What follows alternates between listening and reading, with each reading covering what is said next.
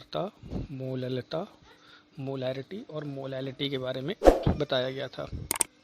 आज की क्लास में आप लोगों को नॉर्मलिटी एक्सप्लेन की जाएगी। नॉर्मलिटी को हिंदी में कहते हैं नॉर्मलता, और ये इम्पोर्टेंट टॉपिक है। तो स्टार्ट करते हैं। जैसे एक लाइन लिखी हुई है, ये लाइन इसकी डेफिनेशन है। Number of gram equivalent of solute dissolve in 1 litre solution called normality. Means 1 litre विलयन में उपस्थित विलय के ग्राम तुल्यांकों की संख्या विलयन की नॉर्मलता कहलाती है। तो फॉर्मूला क्या बनेगा, इसको कैपिटल एन से शो करते हैं। Normality is equal to gram equivalent of solute, विलय के ग्राम तुल्यांक अपॉन विलयन का आयतन लीटर में। अब अगर बात की जाए कि ये ग्राम तुल्यांक होता क्या है, gram equivalent is equal to mass of solute upon equivalent mass. Means विलय का भार बटे तुल्यांकी भार। तुल्यांकी भार को हम कैपिटल ई से शो करते हैं। इस पूरी नॉर्मलिटी में हमको ई ही समझना है, सबसे मेन टॉपिक ये है। अगर इस वैल्यू को उठा करके हम ऊपर फॉर्मूले में रखेंगे तो हमारा फॉर्मूला बनकर क्या आएगा, N is equal to weight upon E into volume in litre.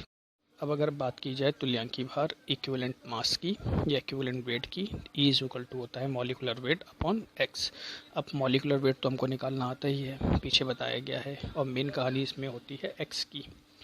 तो एक्स क्या होता है, एक्स एसिसिटी, बेसिसिटी या सॉल्ट के लिए चार्ज की वैल्यू होती है, या इलेक्ट्रॉन्स के नंबर होते हैं। ये भी आपको आगे निकालना बताई जाएगी।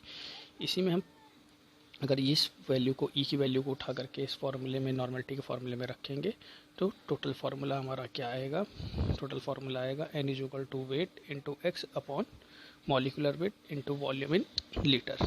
ये इसका फार्मूला निकल के आएगा।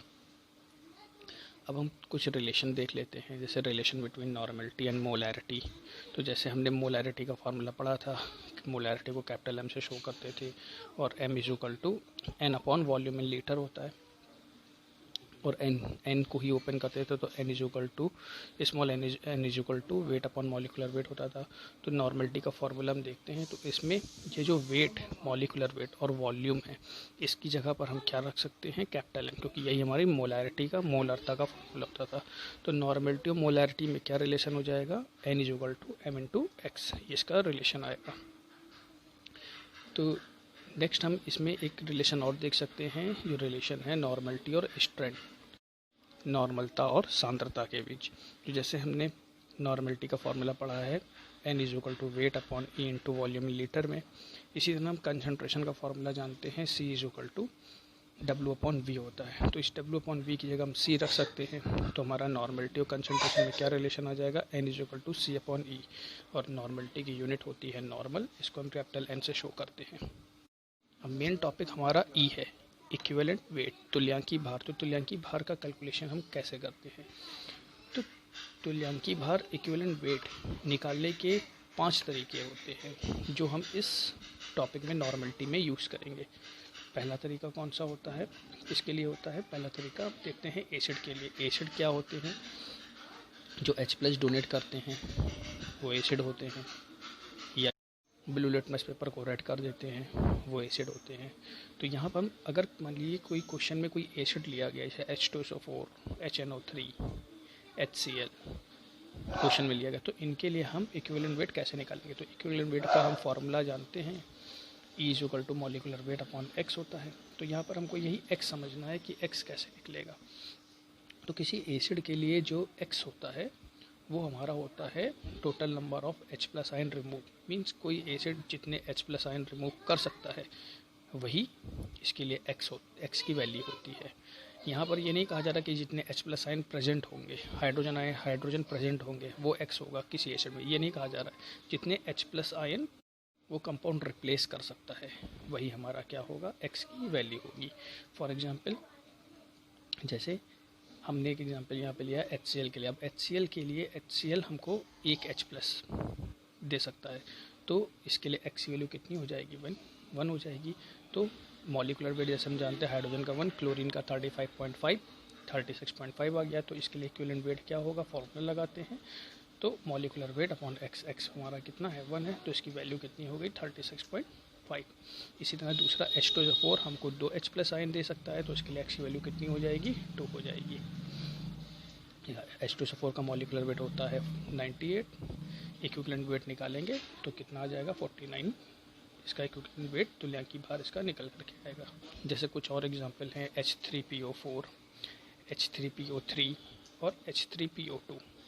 तो H3PO4 में x की वैल्यू कितनी आ रही है 3, जबकि H3PO3 में x की वैल्यू 2 आ रही है, H3PO2 में x की वैल्यू 1 आ रही है। तो जैसे हमने स्टार्टिंग में पॉइंट बताया था कि x नंबर ऑफ हाइड्रोजन नहीं होते हैं, x होता है कोई कंपाउंड कितने हाइड्रोजन अपने में से रिप्लेस कर सकता है, वो होता है।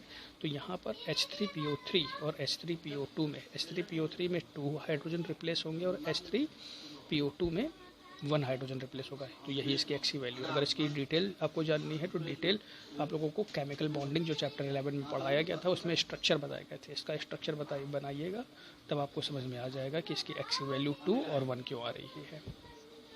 Next for base. बेस क्या होते हैं? बेस वो होते हैं जो OH आयन प्रोड्यूस करते हैं या जो रेड लिटमस को ब्लू में चेंज कर देते हैं। इसके लिए भी इक्विवेलेंट वेट का फॉर्मूला सेम रहेगा, मॉलिक्यूलर वेट अपॉन x।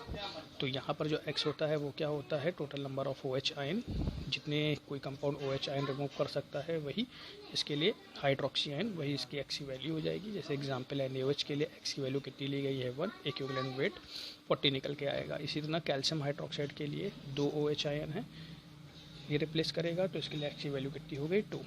इसी तरह एल्युमिनियम हाइड्रोक्साइड के लिए 3, मैग्नीशियम हाइड्रोक्साइड के लिए 2 और KOH के लिए कितनी हो जाए। हेलो, आज की क्लास में आप लोगों को सॉल्ट के लिए तुल्यांकी भार इक्विवेलेंट वेट निकालना बताया जाएगा कि हम कैसे सॉल्ट के लिए, किसी सॉल्ट के लिए इक्विवेलेंट वेट कैसे निकाल सकते हैं। तो इक्विवेलेंट वेट का फॉर्मूला हमारा सब में सेम रहेगा, मॉलिक्यूलर वेट अपॉन x। यहाँ पर x जो होता है charge present on ionic form, means जितने भी चार्ज आयनिक फॉर्म में प्रेजेंट होंगे उनको हम x मानेंगे। तो यहाँ पर जो चार्ज होंगे वो 2 टाइप के होंगे, एक पॉजिटिव होगा एक नेगेटिव होगा। तो हम किसी एक ही को कंसीडर करेंगे, ये नहीं कि टोटल पॉजिटिव टोटल नेगेटिव तो दोनों काउंट कर ले, या तो पॉजिटिव काउंट करेंगे या तो नेगेटिव काउंट करेंगे। और कोई किसी भी सॉल्ट को हम ब्रेक करेंगे तो जब वो ब्रेक करता है वो सही ब्रेक किया है या नहीं, वो इसके चार्ज से पता चलता है। अगर किसी सॉल्ट को हम ब्रेक कर रहे हैं, अगर उसमें जितने पॉजिटिव हैं उतने ही नेगेटिव हैं तो सॉल्ट हमारा सही ब्रेक किया हुआ है। फॉर एग्जांपल जैसे NaCl को अगर हम ब्रेक करेंगे तो Na+Cl- में ब्रेक करेगा, एक पॉजिटिव है एक ही माइनस है, तो यहाँ पर क्या है, ये सॉल्ट सही ब्रेक किया है। के लिए जो x की वैल्यू होती है charge present on ionic form, means cation और या एनायन के चार्ज को हमको यहाँ पर काउंट करना है, यही हमारी क्या होगी x की वैल्यू होगी। जैसे इसके एग्जाम्पल दिए गए हैं NaCl, जैसे हमने भी बताया NaCl ब्रेक हो रहा है Na+Cl-, तो या तो हम पॉजिटिव काउंट करें या तो नेगेटिव काउंट करें, किसी एक ही को काउंट करेंगे x के लिए। तो यहाँ पर x की वैल्यू कितनी हो गई 1 हो गई। मॉलिक्यूलर वेट हमने इसका निकाला, मॉलिक्यूलर वेट निकालने के बाद फार्मूला लगाया तो इसका हमारा इक्विवेलेंट वेट 58.5 निकल करके आया। नेक्स्ट देखते हैं जैसे Na2SO4 हमारा ब्रेक करेगा 2Na+SO4-। तो यहाँ पर देखिए 2Na+ मीन्स सोडियम के 2 प्लस हैं और SO4- सल्फेट के ऊपर भी 2 माइनस है, मीन्स ये सॉल्ट हमने ब्रेक सही किया है। तो यहाँ पे x की वैल्यू कितनी हो जाएगी 2 हो जाएगी। इसी तरह एल्युमिनियम सल्फेट लिया गया है, ये ब्रेक करेगा 2Al3+ और 3SO4-। तो यहाँ पर एल्युमिनियम के ऊपर अगर हम देखें तो टोटल 6 प्लस हैं और सल्फेट के ऊपर 6 माइनस हैं, तो मीन्स यहाँ पे x की वैल्यू कितनी हो गई 6। सोडियम कार्बोनेट के लिए x वैल्यू 2 होगी। अब यहाँ पे कुछ आपको दिए गए हैं KCl, sodium acetate, potassium carbonate, तो यहाँ पर आप लोग इसके लिए x की वैल्यू क्या होगी आप हमको बताइएगा।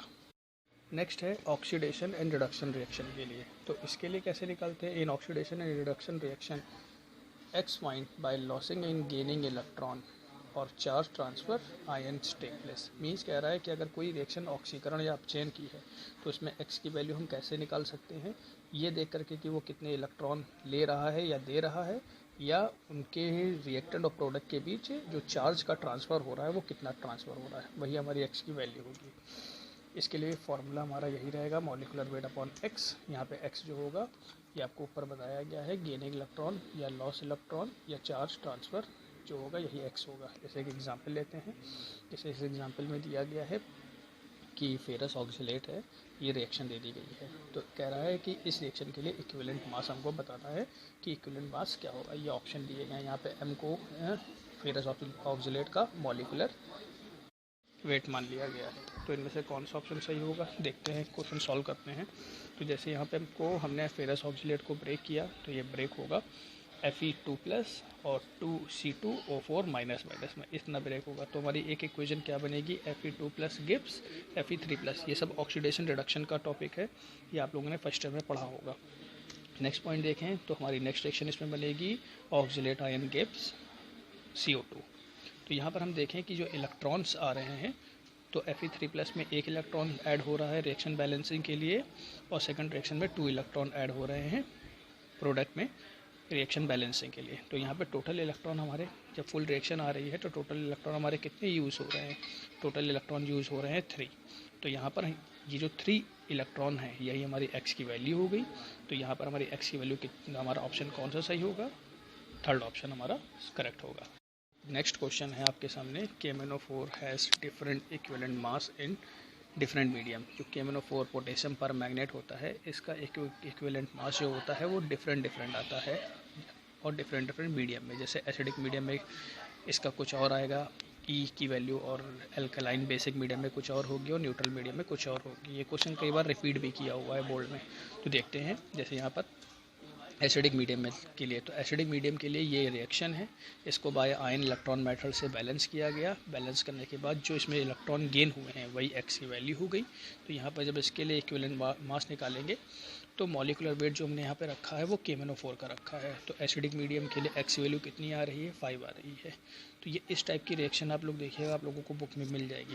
हमने यहाँ पर शॉर्ट रिएक्शन लिखी है, मीन्स फुल रिएक्शन को हमने ब्रेक करके लिखा है। आप लोग देखिएगा बुक में आप लोगों को ये रिएक्शन मिल जाएगी। अगर बुक हो तो डी ब्लॉक के एलिमेंट में आप इसको चेक करिएगा। डी ब्लॉक में आपको KMnO4 टॉपिक मिलेगा। KMnO4 में ये रिएक्शन आपको तीनों रिएक्शनें मिलेगी। नेक्स्ट अगर हम देखें बेसिक मीडियम में, तो बेसिक मीडियम में हमारी जो रिएक्शन होगी वो कुछ इस टाइप की होगी। टोटल यहाँ पर गेनिंग इलेक्ट्रॉन कितने हो रहे हैं, 1। तो मीन्स यहाँ पे x की वैल्यू कितनी होगी, 1। मॉलिक्यूलर वेट तो हमारा KMnO4 का ही रखा जाएगा। तो यहाँ पर हमारे जो इक्विवेलेंट वेट जो बेसिक मीडियम के लिए होगा वो कितना होगा, 158। नेक्स्ट लास्ट न्यूट्रल मीडियम के लिए, तो न्यूट्रल मीडियम में हमको इस टाइप की रिएक्शन मिलेगी। इसमें गेनिंग इलेक्ट्रॉन कितने आ रहे हैं, 3। तो इसके लिए x की वैल्यू कितनी हो जाएगी, 3 हो जाएगी। तो यहाँ पर अगर हम देखें तो हमारा इक्विवेलेंट वेट कितना निकल के आया, 52.67। तो आप देख रहे हैं कि तीनों मीडियम में जो KMnO4 के लिए E की वैल्यू है वो डिफरेंट आ रही है। कभी कभी क्वेश्चन में इन x की वैल्यू को डायरेक्ट पूछ लेते हैं, तो इन मीडियम के लिए आप इन x की वैल्यू को आप नॉर्मेलिटी, मोलैरिटी और मोलैलिटी पर कुछ न्यूमेरिकल्स बताए गए थे। आज की क्लास में आप लोगों को मोल फ्रैक्शंस के बारे में बताया जाएगा। हिंदी में कहते हैं मोल प्रभात, इसको हम x से शो करते हैं। तो जैसे एक लाइन लिखी हुई है आपके सामने, mole fraction is the ratio of number of mole of any substance of solution and the number of mole of solution. विलयन के किसी घटक के मोलों की संख्या और विलयन के मोलों की संख्या के अनुपात को हम क्या कहते हैं, मोल प्रभाज कहते हैं। अब हम जानते हैं कि जैसे विलयन के 2 ही घटक हम लेके चलते हैं। कौन कौन से 2 घटक होते हैं, एक होता है सॉल्यूट, एक होता है सॉल्वेंट, एक होता है विलय, एक होता है विलायक। अगर हम अपनी डेफिनेशन में देखें तो यहाँ पर केवल हमारा मोल की बात कर रहा है। तो यहाँ पर हमने इनके मोल को शो कर दिया कि हम सॉल्यूट के मोल को स्मॉल एन से दिखलाएंगे, सॉल्वेंट के मोल को कैपिटल एन से दिखलाएंगे और सोल्यूशन के मोल को एन डैश से दिखलाएंगे। तो यहाँ पर हम मोल पहला फार्मूला देखते हैं, क्योंकि जब 2 ही इसके सब्सटेंस हैं, 2 ही घटक हैं, तो इसके फॉर्मूले भी 2 ही टाइप के बनेंगे, एक सॉल्यूट के लिए, एक सॉल्वेंट के लिए। फॉर्मूले और भी बन सकते हैं, लेकिन यहाँ पर हम पहले 2 फॉर्मूले समझते हैं, बाकी फॉर्मूले इसी टाइप से निकलेंगे। तो फॉर्मूलों का रूल क्या है, जिसका भी मोल फ्रैक्शन निकालना हो हमेशा उसके मोल ऊपर रहेंगे और नीचे टोटल मोल रहेंगे। मान लीजिए कि हमको 3 एलिमेंट हैं x, y, z, तो हमको z का मानिए मोल फ्रैक्शन निकालना है, तो हम लिखेंगे mole fraction of z is equal to mole of z upon mole of x, y and z। जिसका भी मोल प्रभाज निकालना होगा उसके मोल ऊपर होंगे और नीचे कुल मोल। जैसे यहाँ पे सॉल्यूट के लिए लिखा हुआ है मोल फ्रैक्शन ऑफ सॉल्यूट हमको निकालना है, तो ऊपर क्या हुआ, mole of solute upon mole of solution, क्योंकि सॉल्यूट और सॉल्वेंट दोनों को मिला रहे हैं तो हमारा क्या बन रहा है, सोल्यूशन बन रहा है। तो विलय के मोल प्रभाज क्या हो जाएगा, विलय के मोल अपॉन विलियन के मोल। विलय के मोल को हम शो कर रहे हैं स्मॉल एन से और विलियन के मोल को शो कर रहे हैं एन डैश से। चाहे एन डैश लिखें चाहे एन प्लस कैपिटल एन लिखें, बात एक ही। इसी तरह सॉल्वेंट का जब मोल प्रभाज हम देखेंगे तो हमको सॉल्वेंट का मोल प्रभाज निकालना है, तो इसमें मोल किसके ऊपर होंगे, सॉल्वेंट के, विलायक के, और नीचे क्या हो जाएगा, विलियन के। तो इसमें फॉर्मूला बनेगा capital N upon small n plus capital N. तो ये आप लोगों का मोल फ्रैक्शन कंप्लीट हुआ। अब इसमें हम देखते हैं एक न्यूमेरिकल। जैसे एक न्यूमेरिकल आपके सामने लिखा हुआ है 5.8 gram acetone dissolve in 90 gram water, find mole fraction of acetone and water. Question ये हिंदी में कह रहा है कि 5.8 ग्राम एसीटोन को 90 ग्राम जल में घोला गया है, तो एसीटोन और जल दोनों के मोल प्रभाज की गणना करनी है। तो यहाँ पर हम देख लेते हैं कौन सल्यूट है कौन सॉल्वेंट है। एसीटोन को वाटर में डिजॉल्व किया जा रहा है ना, तो एसीटोन हमारा हुआ सल्यूट और वाटर क्या हो गया, सॉल्वेंट। ये भी समझ सकते हैं, जो छोटी थिंग होती है वो सल्यूट होती है, जो ज़्यादा थिंग होती है वो सॉल्वेंट होती है। तो यहाँ पर हमारा वेट ऑफ एसीटोन दिया है 5.8 ग्राम। हम इसके मोल फाइंड कर लेते हैं पहले, क्योंकि मोल फ्रैक्शन निकालने में हमको मोल की ही ज़रूरत पड़ने वाली है। तो यहाँ पर हमने लिखा मोल ऑफ एसीटोन। अब एसीटोन सल्यूट है इसलिए इसको स्मॉल एन से शो करेंगे, तो small n is equal to weight upon molecular weight. ये हमारा मोल का जनरल फार्मूला है। वेट रखा 5.8 ग्राम और मॉलिकुलर वेट एसीटोन का कितना हो जाएगा 58। एसीटोन का फार्मूला होता है CH3COCH3। तो यहाँ पर एसीटोन का मोल कितना निकल के आया है 0.1। अब नेक्स्ट देखते हैं वेट ऑफ वाटर दिया है 90 ग्राम, तो यहाँ पर वाटर के मोल निकालेंगे, सॉल्वेंट हो जाएगा, तो उसको हमने कैपिटल एन से शो किया है।